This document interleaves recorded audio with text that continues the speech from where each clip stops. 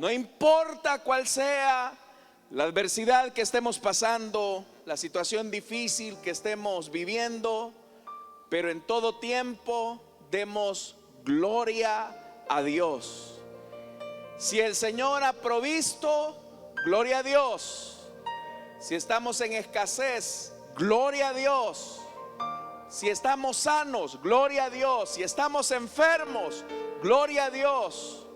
Si estamos en un momento de paz, gloria a Dios. Si estamos atribulados, gloria a Dios. La iglesia siempre tiene que decir gloria al Señor en todo tiempo. Amén, hermanos. Entonces, ¿cuántos pueden dar un fuerte gloria a Dios? Amén, bendito sea su nombre. Amén, déselas fuerte a Él. Vamos a ponernos en pie, hermanos, y vamos a orar esta tarde para que el Señor pueda hablarnos y ministrarnos por medio de su palabra. Vamos a pedirle a su Santo Espíritu que pueda iluminarnos el texto y así poder aprender las lecciones que Él desea transmitirnos. Amén, a eso hemos venido, ¿verdad, hermanos? Así que no se duerma. Yo sé que el calor está un poco intenso, y eso puede provocar sueño en algunos, especialmente cuando acabamos de almorzar. Pero trate la manera de que la palabra quede bien sembrada. Amén, hermanos. Le voy a decir algo. Fíjese que es en este momento cuando Satanás hace todo lo posible por distraerlo. Es en este momento cuando de repente por ahí un niño llora y todos se distraen por el lloro del niño. De repente suena el teléfono de alguien por allá y se distraen. Por eso aquí hay que desconectarnos de todo, hermano. Prestemos atención porque Dios nos quiere hablar esta tarde. ¿Cuántos lo creen? Dios, hermanos y hermanas, tiene una palabra para nosotros y Él quiere bendecirnos esta tarde. Vamos a orar entonces. Padre que estás en los cielos, Señor amado, te damos las gracias porque tú eres bueno, porque para siempre es tu misericordia. Señor, nosotros hemos venido esta tarde para alabar y bendecir tu santo nombre. No hay otra razón, Señor, por la cual estamos convocados en este lugar, sino es porque tu Espíritu Santo se mueve en medio de la alabanza de tu pueblo. Gracias, Señor, porque tu palabra no se ha agotado, tu palabra no se ha escaseado. Tú siempre estás listo para hablar a tu pueblo. Tú siempre estás listo para bendecir, para ministrar. Por eso levantamos nuestras manos al cielo y te pedimos, Señor, en esta tarde, háblanos. Háblanos, háblanos, Señor. Habla las vidas de tu pueblo. Aquellos que vienen debilitados, fortalécelos. Aquellos que vienen angustiados, consuélalos. Aquellos que están enfermos, Señor, sánalos. Aquellos que se encuentran atribulados, Señor, tal vez en alguna condición de pobreza, sé tú, Señor, su pronto auxilio. Añade a tu iglesia aquellos que has predestinado para salvación y vida eterna, de los que están en este lugar, como de los que a través de la radio o a través del internet van a escuchar esta transmisión. Habla, Señor amado, para que todos podamos ser fortalecidos. Dígale al Señor, hermanos, esta tarde: Señor, háblame. Señor, háblame. Señor, quiero escuchar tu voz. Yo no he venido a perder el tiempo a este lugar. Yo he venido a escuchar tu voz. En el nombre de Jesús. Amén y amén. Gloria al Señor. Vamos a abrir la Biblia en el primer libro de los Reyes, capítulo 3, versículo 1.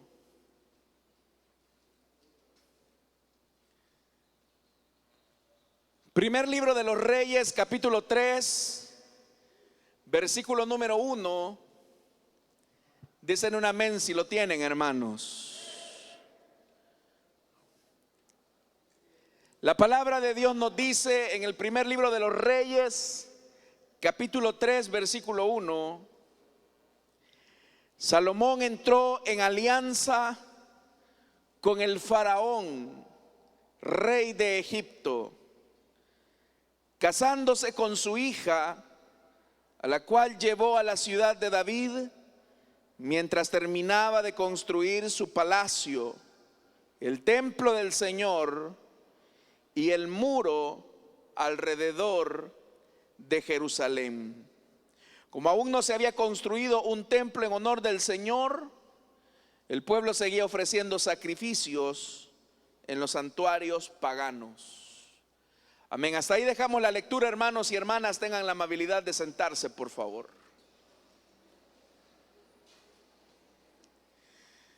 Hermanos, este capítulo 3 que hemos leído esta tarde nos habla del comienzo de la monarquía bajo la dirección de Salomón.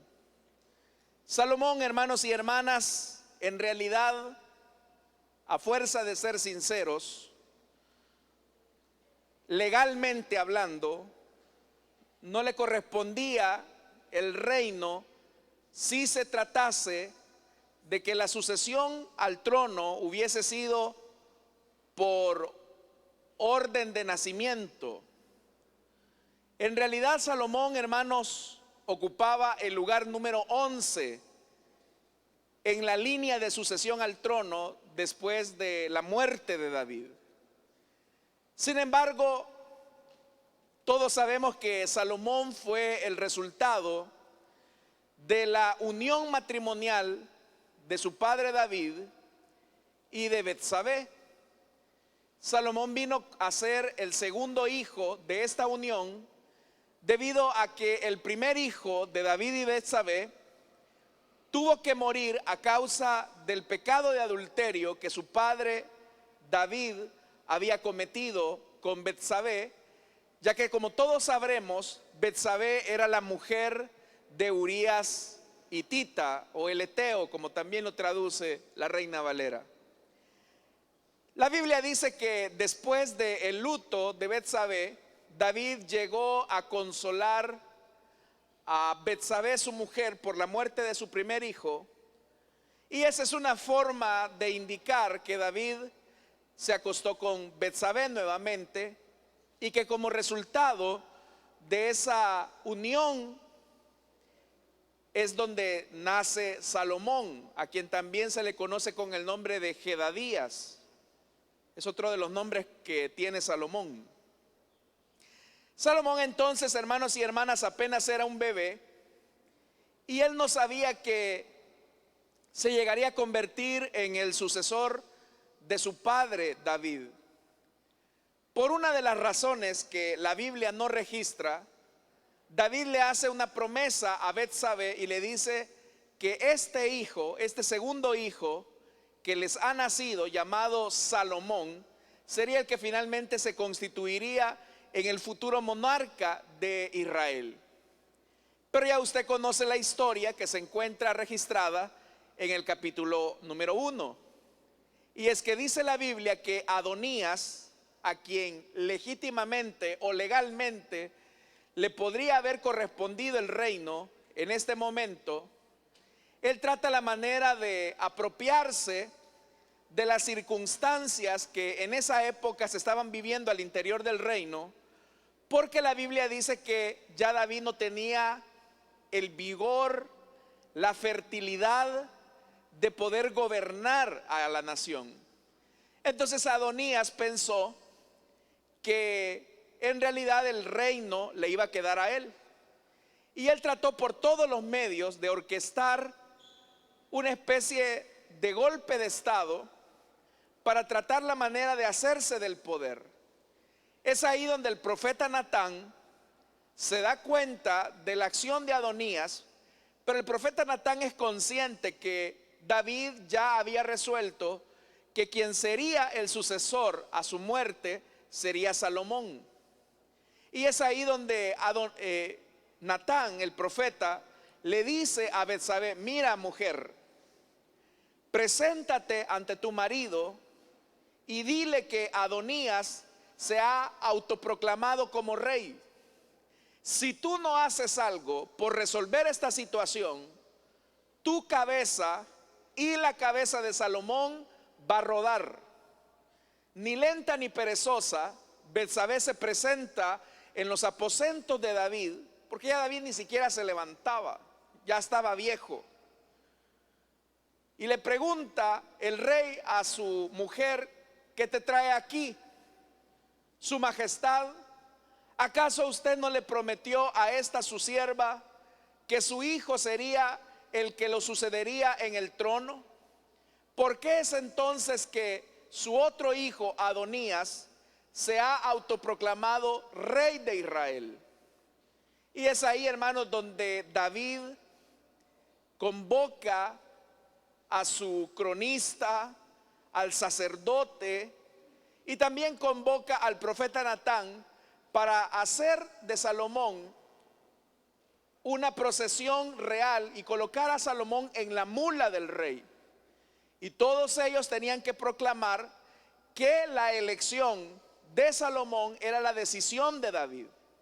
Efectivamente, los siervos de David colocan a Salomón sobre el mulo real, que era como el carruaje real, y todos ellos comienzan a proclamar a Salomón como rey.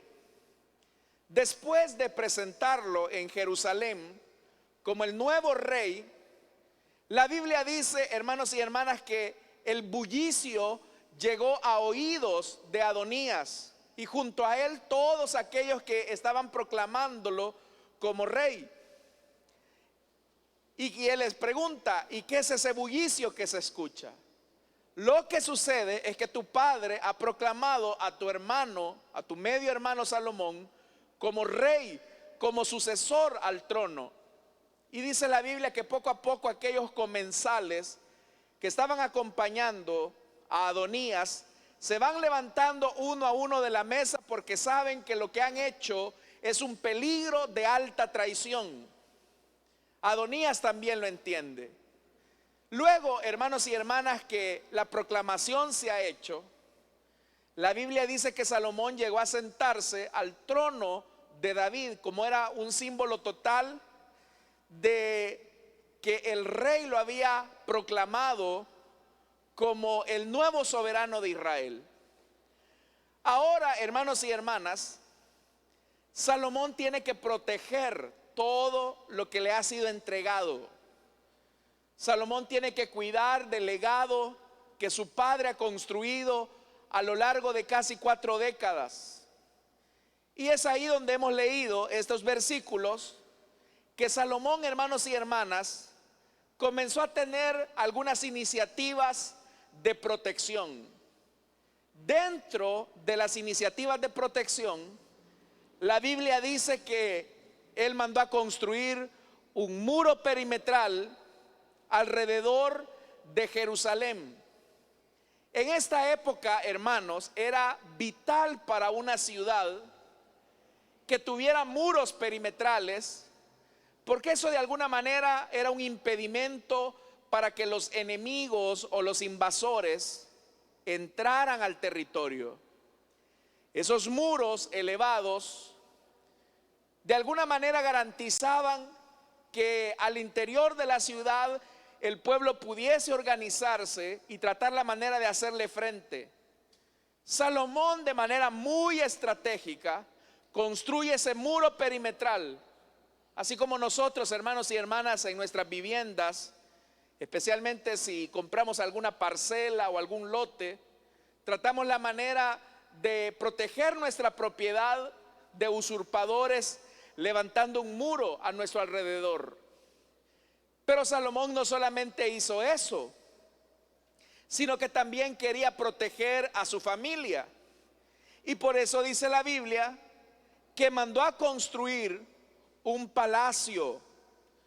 Ese palacio iba a proteger su vida iba a proteger la vida de su familia, de su descendencia, para tener más o menos, hermanos y hermanas, una seguridad mínima que garantizara la estabilidad de su vida. Entonces vemos que está construyendo un muro perimetral para protegerse de sus enemigos. Está construyendo un palacio para proteger su vida y proteger su familia. Y dice más, dice que también estaba construyendo el templo del Señor.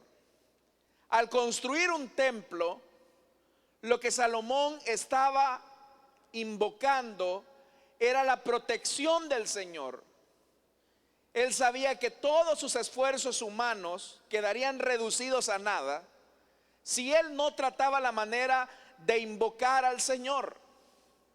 Y por eso es que él comienza el proceso de construcción del templo. Entonces vea, tres cosas está haciendo Salomón. Está protegiendo a su capital, es decir, su gobierno. Está protegiendo a su familia al construir ese palacio, y está construyendo el templo del Señor, invocando la protección del Señor. Todas esas iniciativas eran buenas. Por eso es que hay un dicho popular que dice que hombre prevenido vale por dos. Toda prevención era buena. Lo que Salomón estaba haciendo era correcto. Invocar la protección del Señor, construir una protección para su familia y proteger lo que su padre ahora le está heredando al convertirse él en el futuro rey. Pero todas esas cosas carecían de valor si Salomón no protegía lo primero, que era su propio corazón. Y el problema es, hermanos y hermanas, que como lo leímos en el versículo 1, que dice la Biblia que Salomón entró en alianza con Faraón. Faraón, hermanos y hermanas, es el título que se le daba al monarca de Egipto.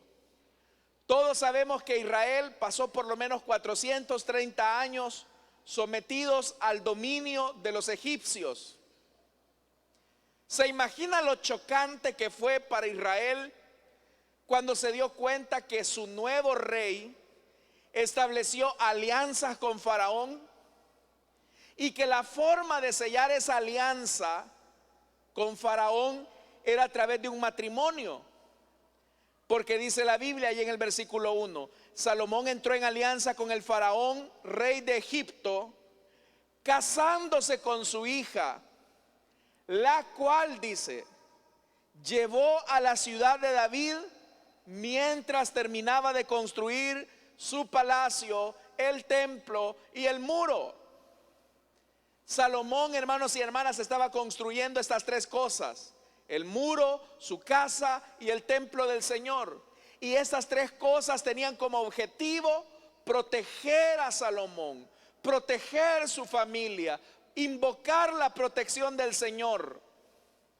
Pero Salomón no está tomando una medida preventiva, no está protegiendo su corazón, porque al casarse con la hija de Faraón, Salomón está cometiendo una desobediencia grave a la ley de Dios, porque Dios había dicho en la ley que ningún israelita debía de casarse con una mujer pagana, y eso obviamente incluía a la hija de Faraón. Ahora uno se puede poner a pensar qué llevó a Salomón a buscar una alianza con Faraón. La razón, hermanos y hermanas, era que Salomón trataba la manera siempre en su deseo de buscar seguridad, de buscar protección para su nación, para su familia, para su gobierno. Él trató la manera de buscar una alianza con un reino que era más fuerte que el de él, y en este caso era el de Faraón. En esta época Egipto no era el gran imperio que fue en su momento, pero en realidad era un poco más fuerte que Israel. Entonces, lo que ahora Salomón está haciendo es que buscando protección, está trayendo al mismo enemigo al interior de todo aquello que quería proteger. Porque dice la Biblia que al buscar esta alianza con la hija de Faraón, Salomón trajo, obviamente, a la que ahora era su esposa, a la ciudad de David. Pero ¿qué implicaba ese matrimonio? ¿Qué implicaba que Salomón se casara con la hija de Faraón? Implicaba, número uno, que Salomón estaba desobedeciendo la ley de Dios, y ahí ya comenzamos mal. Uno, hermanos y hermanas, en la vida cristiana puede comenzar a cuidar los elementos externos. Uno puede tratar la manera de hacer cosas con el deseo de proteger los elementos externos de la espiritualidad. Y por ejemplo, elementos externos pueden ser que si antes usted escuchaba música con contenido pecaminoso, música que no contiene un mensaje positivo, puede ser que alguien tomando una resolución del corazón diga: bueno, yo quiero hacer bien las cosas, así que toda esta música que yo he tenido, yo me voy a deshacer de ella. Hoy, hermanos y hermanas, con esto de la tecnología, que es tan fácil escuchar música a través de las diferentes plataformas digitales, pues ya no hay mucha necesidad de CDs, mucho menos de cassette, ¿verdad? Hace algunos años, yo me recuerdo de un hermano. Él, hermanos y hermanas, tenía una caja grande de discos de vinil, todos ellos con música, obviamente que no era música con contenido cristiano. Cuando él vino al evangelio, él llegó a la resolución del corazón de decir: bueno, esta música no edifica, esta música no me va a hacer crecer. Así que tomó toda esa caja que le había costado mucho dinero, con muchos discos de vinil, le echó, hermanos y hermanas, gas y quemó todos esos discos. Son acciones externas que se hacen. Otro hermano, yo me recuerdo que también había sido muy devoto de la Virgen y tenía ahí en su casa una virgen, y cuando llegó a los pies de Cristo, él lo que hizo fue que cuando llegó a su casa tomó un martillo y lo primero que dijo fue: yo aquí ya no voy a ser idólatra. Así que quebró la imagen, y era una imagen cara que le habían heredado sus abuelas. Era grande y era costosa. Son elementos que se hacen para cuidar la espiritualidad, pero son elementos que uno ve. Yo espero, hermanos y hermanas, que usted algo así haya hecho cuando se convirtió a Cristo, ¿verdad? ¿Cuántos tenían música de esa rara antes, hermano? Yo espero que ya no oigan, hermano. Hay unos que todavía, ¿verdad? Pero esas cosas externas se pueden hacer. Pero el peligro es que si uno hace cosas externas sin cuidar las cosas internas, esas cosas internas que no se cuidan, que no se protegen, son las que al final nos van a terminar haciendo daño. Y eso fue lo que hizo Salomón. Salomón trató la manera de hacer todas aquellas cosas externas para cuidar a su familia, para cuidar a su país, para invocar la protección del Señor, construyendo un templo. Pero viene Salomón y hace lo que no debió de hacer, y es que él no cuidó su corazón. Él fue a buscar una alianza con Egipto y casándose con la hija de Faraón, él creía que eso no era nada de malo.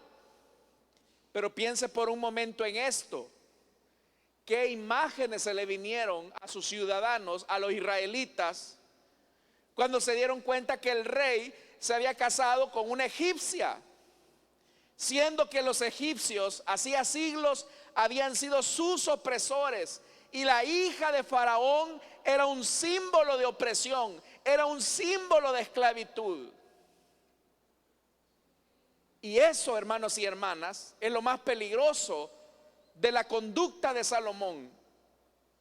Nosotros, hermanos y hermanas, en la vida cristiana podemos comenzar a cuidarnos de cosas externas, que yo no digo que no haya que hacerlas, debe de hacerlas.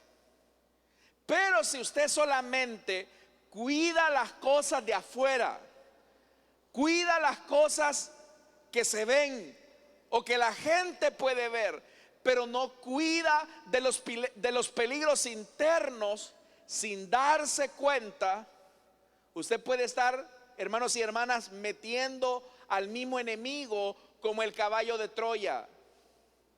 Tal vez ustedes habrán escuchado un poco de dónde viene esa frase, un caballo de Troya, especialmente en estos días que ha sido un poco famosa la frase por parte de algunos políticos. Pero para los que no saben, ustedes saben que la estrategia del caballo de Troya consistió precisamente en eso, en que los enemigos utilizaron un caballo, lo colocaron frente a la ciudad que querían conquistar. Si no estoy mal, creo que eran los medos. Dentro de aquellas grandes historias, hermanos, de la Ilíada, que son parte de las tragedias griegas, como se conocen. Pero resulta ser que presentan un caballo, hermanos y hermanas, y adentro del caballo iban troyanos, es decir, soldados de Troya. Y aquellos ciudadanos, al ver, nuestros enemigos nos han traído un hermoso caballo, introducen aquel supuesto regalo, y ya cuando están adentro de la ciudad, los troyanos salen del caballo a destruir todo. Eso fue precisamente lo que hizo Salomón. Salomón se estaba cuidando de sus enemigos de afuera. Estaba construyendo un símbolo que atrayera la protección de Dios, pero no se estaba cuidando del peligro más escondido de su corazón. Y es ahí donde también nosotros fracasamos, al igual que Salomón, porque nosotros nos podemos cuidar de cosas externas, pero no cuidamos aquellas cosas internas que a la larga, hermanos y hermanas, se van a convertir en un peligro. ¿Sabe algo? Nosotros como padres le podemos decir a nuestros hijos: hijo, si alguien llama por teléfono y es un desconocido, no lo atiendas. Hijo, si un desconocido te dice a ti: súbete a este carro, tú no te subas. Hija, mira, si de repente por ahí hay un hombre que te está diciendo cosas, tú evítalo, porque ese es un posible violador. Y está bien, hay que cuidarse, hermanos y hermanas, de esas personas que van detrás de nuestros hijos. Pero las encuestas reflejan en realidad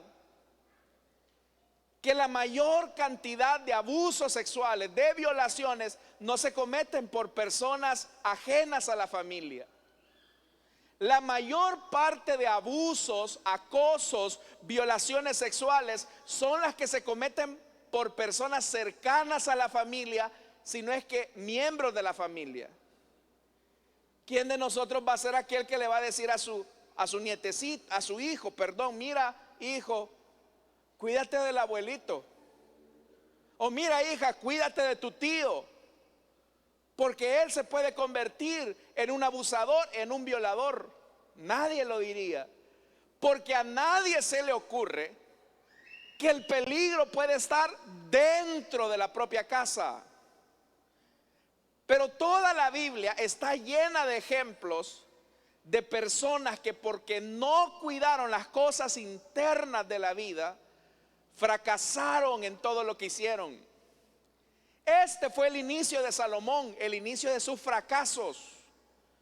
Porque más adelante, hermanos, si usted ha leído el libro de los Reyes, sabrá que Salomón terminó sus días siendo un apóstata. Porque dice la Biblia que las mujeres con las que él se casó, que fueron 1000 mujeres, 1000 y 1000 suegras también, 1000 mujeres, todas esas mujeres volcaron a Salomón ¿a qué? A la apostasía, a la idolatría. De tal forma que el enemigo más peligroso de Salomón no fue detectado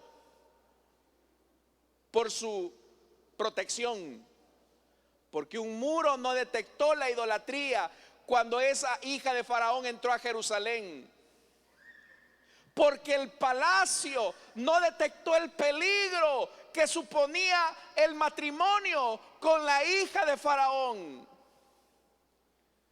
porque el templo que estaba construyendo en honor al Señor no impidió esa relación que no tuvo que haber sido. Hay gente, hermanos y hermanas, que tiene ideas raras, rarísimas, y son cristianos. Hay gente que dice: mire, hermano, yo lo que hago cuando tengo miedo es que yo dejo la Biblia abierta en el Salmo 91, porque eso espanta a los malos espíritus. Al diablo risa le da eso, hermano. Si el diablo conoce la Biblia mejor que usted y yo, él la vio como se escribió. Hay personas que también, buscando protección para sus hijos, vienen y le ponen un ojo de venado todavía.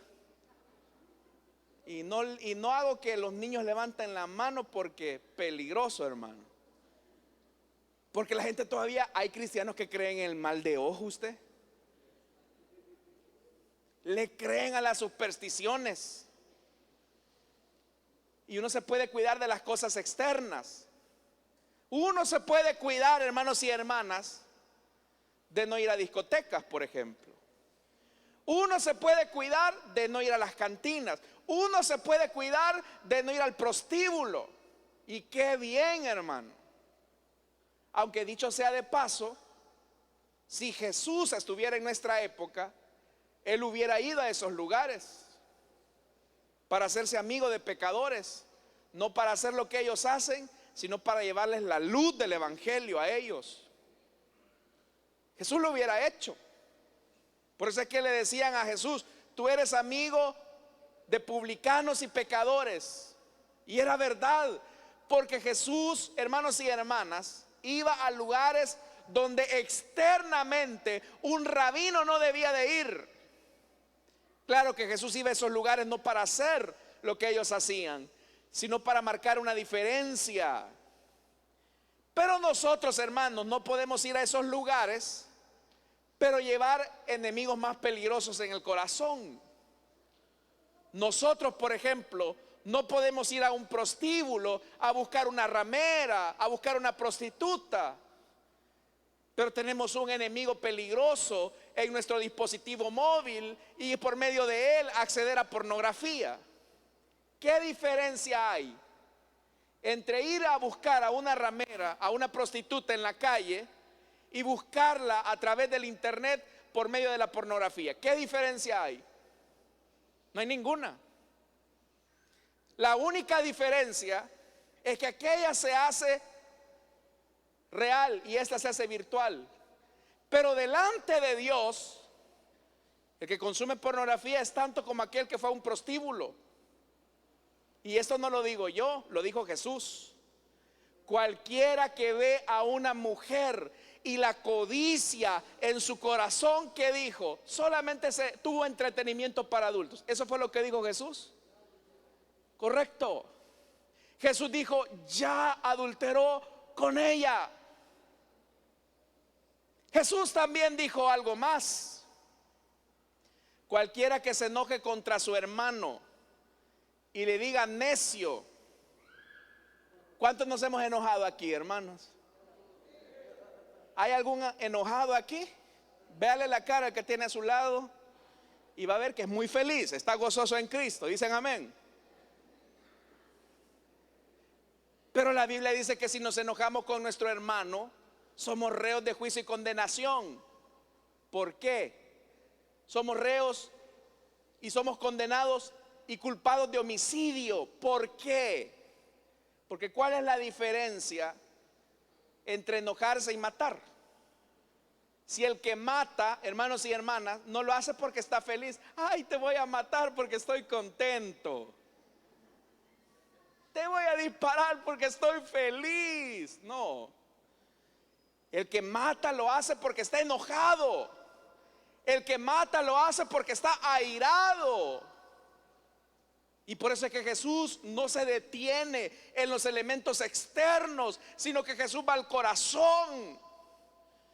Y Jesús les dice: miren, si ustedes se enojan contra su hermano, ustedes son reos de juicio y condenación.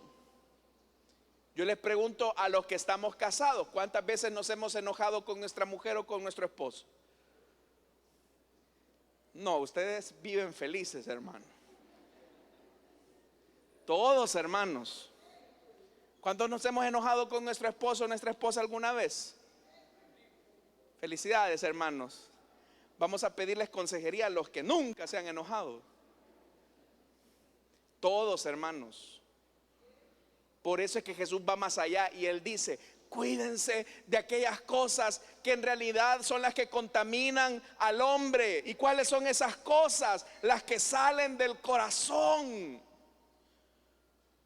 Por eso Jesús dijo: porque lo que sale de la boca viene del corazón y contamina a la persona.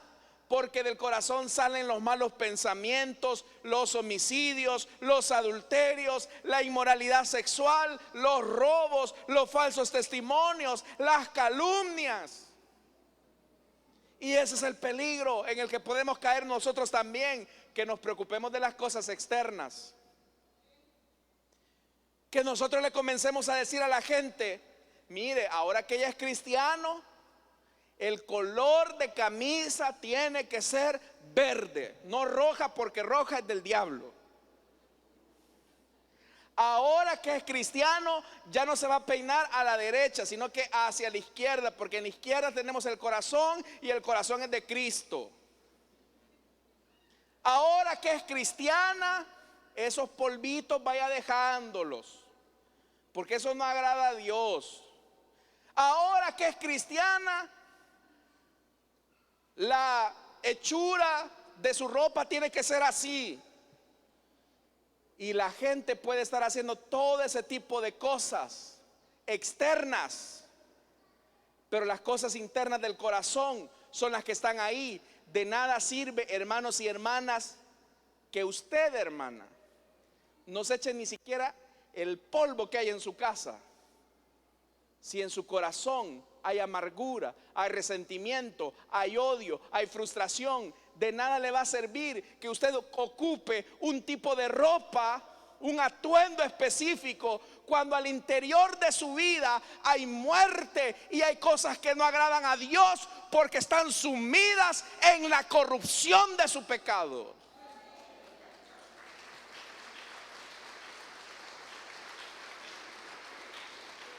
Podemos estar haciendo cosas externas. Por eso es que el Señor, hablándole a su pueblo por medio del profeta Isaías, Él les dice: ¿cuál es el ayuno que quiere el Señor? Que se estén doblando como juncos. Porque uno puede hacer cosas externas también espirituales y sin sentido. Porque los israelitas, hermanos y hermanas, cuando llegaba la fecha de ayuno, decían, bueno, hoy nos toca ayuno. Y el ayuno que vamos a hacer ahora, ¿vamos a llorar o no vamos a llorar? No, hoy sí toca que lloremos. Ah, pues lloremos. Y hoy el ayuno que toca, ¿cómo es? No, ahora es serio. Pero el Señor les dice, ¿cuál es el ayuno que agrada al Señor? El ayuno que agrada al Señor es que ustedes compartan su pan con el hambriento. Ese es el ayuno que agrada al Señor. Porque uno se puede fijar, hermanos y hermanas, en las cosas externas y olvidar las internas, que son más peligrosas. Por eso es que hay gente, hermanos, que a veces hace preguntas y ya desde ahí uno nota que la intención de la persona no es hacer la voluntad de Dios, sino hacer cosas externas. Hermano, ¿y el ayuno de qué horas a qué horas tiene que ser? ¿De 6 de la mañana a 6 de la tarde o puedo hacer medio ayuno? De 6 a 12. Y si ayuno de 6 a 10 es cuarto de ayuno, hermano. ¿Y qué obtengo por ese cuarto de ayuno? Hermano, y si me levanto a las 5:30 de la mañana a comer y a comer y a comer, pero a las 6 de la mañana comienzo el ayuno, ¿es aceptado por Dios? Hay gente que hace ese tipo de preguntas. Y en realidad, hermanos y hermanas, el ayuno, según la práctica judía, era de 24 horas. Lo que nosotros, algunos hacen de 6 a 6, eso es medio ayuno en realidad, desde el punto de vista judío. El ayuno es de 24 horas, o así lo hacían los judíos al menos. Pero uno puede estar haciendo esas cosas, hermano, y no estar conectado con Dios. ¿Por qué ayunamos? Ayunamos, hermanos y hermanas, no porque ayunar sea aguantar hambre, porque hay gente que eso piensa, que no, mire, yo voy a ayunar porque quiero aguantar hambre, quiero obtener esta respuesta de Dios, y con mi sacrificio yo le voy a doblar la mano a Dios. Eso no es cierto, hermano. ¿Sabe por qué ayunamos? El ayuno debe de ser una respuesta de nuestro corazón a Dios, que dejamos a un lado la comida para buscar el rostro del Señor, buscando aquella respuesta que de Él necesitamos. Pero es porque hay una necesidad, es porque hay un deseo. Hay otras preguntas que hacen los cristianos. Hermano, ¿y si después de una vigilia me voy a dormir, será pecado? ¿Qué piensan ustedes, hermano? No me respondan, no vaya a ser que me asuste. Porque nos fijamos o nos preocupamos de las cosas externas, cuando Dios en realidad quiere que nos cuidemos y nos protejamos de los peligros internos que hay en el corazón, ahí donde los seres humanos no nos ven y donde la mirada perfecta de nuestro Dios lo ve todo. No hay nada oculto que quede, hermano, sin ser descubierto. Él sabe nuestra realidad. Y yo no le digo que no se cuide de las cosas externas, pero cuídese de las internas, que lo pueden llevar a una desgracia como Salomón. Que Dios nos ayude, hermanos y hermanas, para ser entendidos en esto. Porque si nos cuidamos de las cosas externas, mas no de las internas, téngalo por seguro que vamos a fracasar. ¿Cuáles son las cosas más peligrosas del corazón? Las cosas más peligrosas del corazón, de las que debemos de cuidarnos, número uno, son de nuestros deseos. Nuestros deseos. Nosotros, hermanos, podemos justificar las cosas. Y queremos, hermanos y hermanas, hacer que Dios también entienda nuestro punto de vista. Hace algunos años, yo me acuerdo de una hermana que ella me dijo esto. Fíjese, hermano, me dijo que a mí me gusta un compañero de trabajo. Él es una muy buena persona. Viera qué calidad de ser humano es él. Lo único que no es cristiano. ¿Sabe lo que yo he pensado? Me dijo. Lo que yo he pensado es que primero me lo voy a ganar para Cristo y después le voy a pedir a Dios que Él sea mi novio, dijo. Y con esa intención, hermanos y hermanas, ella comenzó a traerlo a la iglesia. Y lo traía a la iglesia, lo invitaba a la célula, lo traía a la iglesia y así iba. Pero en eso notó el compañero de trabajo que en realidad la intención de ella no era tanto que ella conociera a Cristo, sino que a ella él no le era indiferente. Cuando notó eso ella, que ese era su deseo, él comenzó a aprovecharse de ella. De tal forma que cuando detectó que no le era indiferente, comenzó a pedirle él a ella: mira, fulana, ¿y por qué hoy no salimos a comer? ¿Y por qué hoy no hacemos esto otro? Y comenzaban a salir, hermanos, tenían citas. Y a ella, hermanos y hermanas, comenzó a olvidar lo que supuestamente había dicho que iba a hacer, porque su deseo le engañó. Resultado de eso, quedó embarazada de la buena persona y el fulano se dio a la fuga. ¿Por qué? Porque muchas veces queremos justificar nuestros deseos con la voluntad de Dios. Y queremos hacer que Dios acepte aquello que Él dijo que no hiciéramos. Pero como nosotros somos necios, y ella creía que protegiéndose, no, mire, lo voy a traer a la iglesia, no, si yo estoy firme, no, si yo sé lo que quiero. Bueno, le dejó lo que quería, un niño. Ese es el peligro. Uno se puede dar carreta a uno mismo. Y sabe, hermano y hermana, lo más peligroso de esto es cuando ya nosotros nos comenzamos a creer nuestra propia mentira. Cuando creemos que nosotros tenemos ciertas facultades. Por eso yo le hacía la pregunta a usted: ¿qué cree usted que pensó el israelita cuando se dio cuenta que que Salomón se había casado con la hija de Faraón? ¿Qué está haciendo el rey? Si Dios ha dicho que no nos casemos con extranjeras. Pero ahí viene el segundo peligro del corazón. Ya dijimos, el primero es el deseo. El segundo son las concesiones o las licencias. Que creemos que las reglas son para otros, menos para mí. ¿Qué pensó Salomón? Sí, Dios dijo que no nos casáramos con las extranjeras, pero esa es la ley para el pueblo, no para el rey. Y el problema, hermanos y hermanas, es que fracasamos en la vida cuando pensamos que la ley o la palabra de Dios es para otros menos para mí. Fíjense que este es el engaño de los predicadores, que piensan que la ley o la palabra de Dios o la exigencia de Dios es para la iglesia, es para el pueblo. No, la palabra de Dios es para todos, hermanos y hermanas. Es parejo.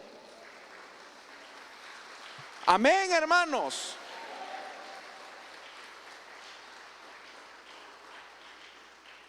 Ese segundo peligro es el que tenemos que evitar, las concesiones.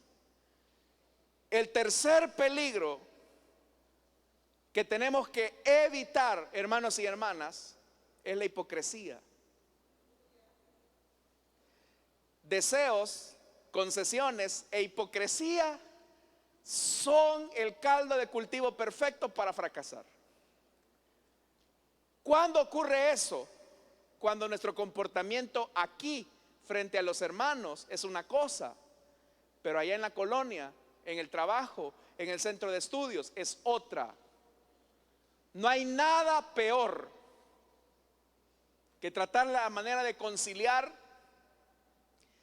la imagen que queremos vender a las demás personas con la realidad que somos en el interior. Salomón tenía que ser un digno ejemplo para la nación. Él tenía que marcar la diferencia.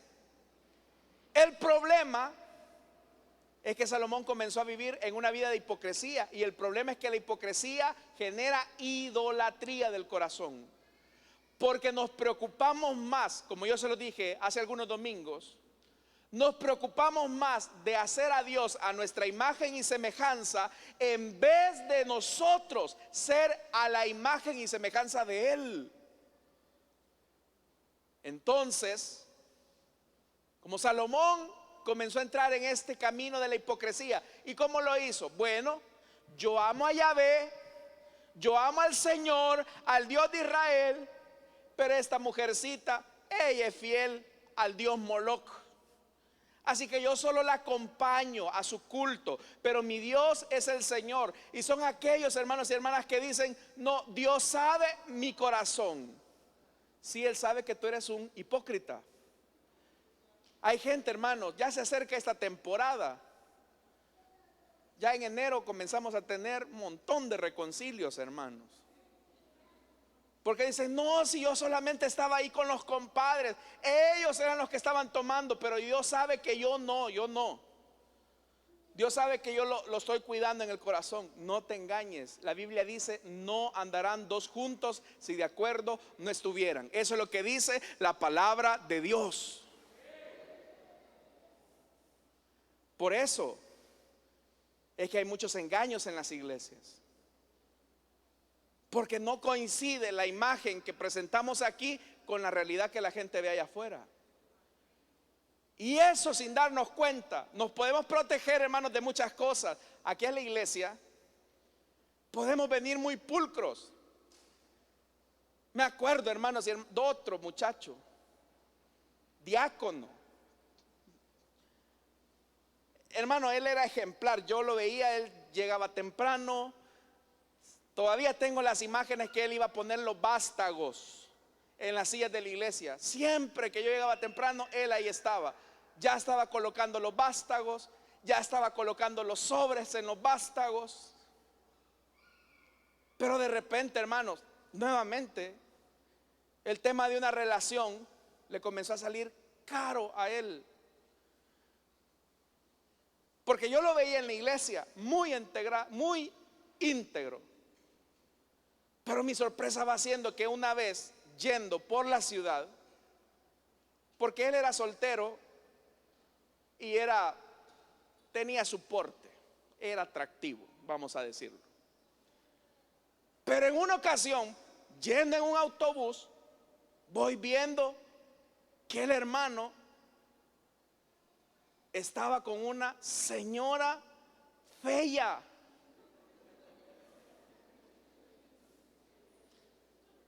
Sí, fea, no fea, fea.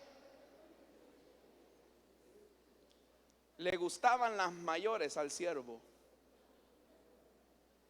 Y en una ocasión, hablando con otro hermano que lo conocía a él, yo le pregunté: ¿y el hermano fulano viene aquí a la iglesia todavía? Sí, ahí está, bien entregado. No dije mayor cosa, apenas era un adolescente. Cuando de repente, hermano, ya no lo vimos en la iglesia. Y cada vez que yo pasaba en el autobús y pasaba por ahí, lo encontraba en las piernas de la mujer fea. Una señora, hermanos, que tenía su negocio de venta de cervezas y cosas así. ¿Cómo es que terminó el hermano en esa condición de estar, que se veía bien en la iglesia, pero terminó en las piernas de una Dalila? ¿Por qué pasó eso? Uno dice: ¿cuándo ocurrió eso? Cuando ya no comenzó a coincidir la imagen que presentaba a los hermanos con la realidad interna del corazón, la que nadie veía. Por eso, mis amados hermanos, lo que más debemos de cuidar es nuestro corazón. La palabra de Dios nos dice: de todas las cosas guardadas, guarda ¿qué? El corazón, porque de él mana la vida. Así que a cuidar nuestro corazón, hermanos y hermanas, que nuestro corazón solamente tenga al Señor como centro y dueño de nuestra vida. Amén, hermanos.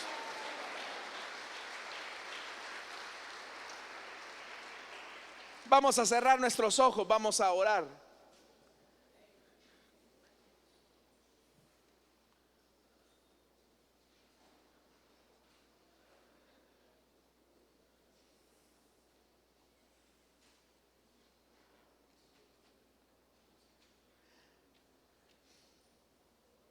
Teniendo nuestros ojos cerrados y nuestro rostro inclinado, rápidamente quiero hacer una invitación para aquellas personas que esta tarde quieren entregarle su vida a Cristo, o hermanos que desean reconciliarse con el Señor.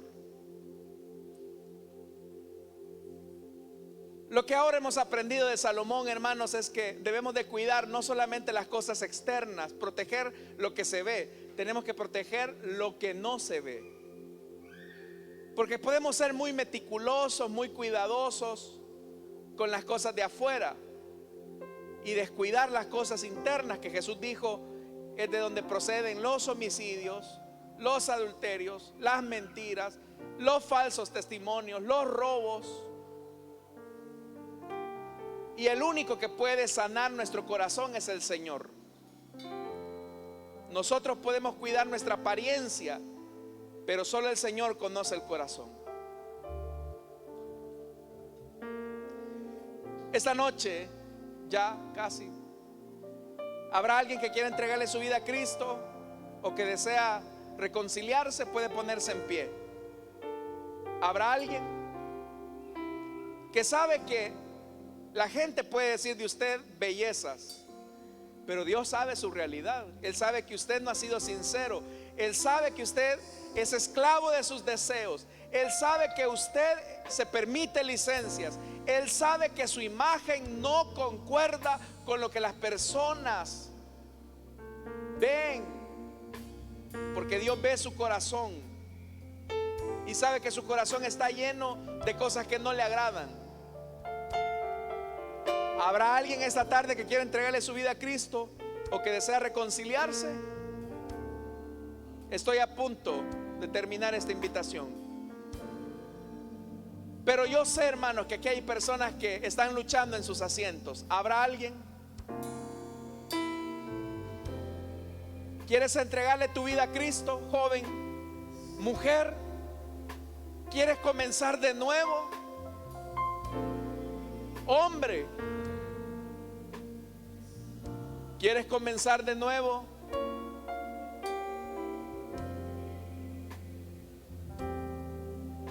¿Habrá alguien?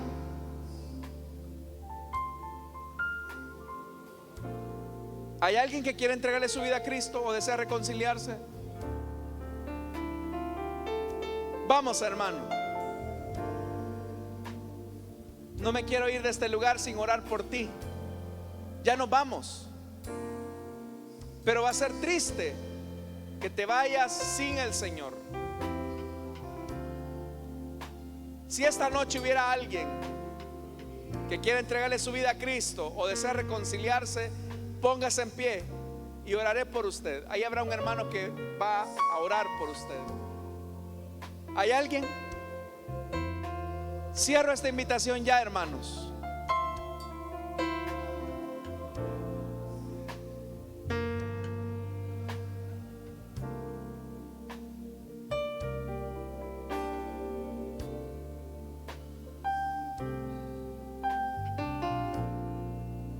Oremos entonces al Señor. Y nosotros, hermanos, no solamente nos cuidemos de las cosas externas, cuidemos las cosas internas, las que solo Dios ve, las cosas del corazón, porque esas son más peligrosas que aquellas que queremos prevenir de la vista del ojo humano. Padre que estás en los cielos, Señor amado, esta tarde queremos darte las gracias porque tu palabra nos instruye a cuidarnos en el corazón. Queremos pedirte, Señor, que tu gracia, que tu favor pueda ayudarnos. Gracias, Señor, por tu bondad, por tu misericordia,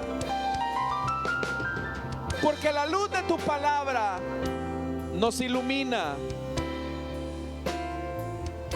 resplandece sobre nuestra oscuridad Y ahora nos damos cuenta que son de aquellas cosas que debemos de cuidar las que al final nos van a traer grandes consecuencias.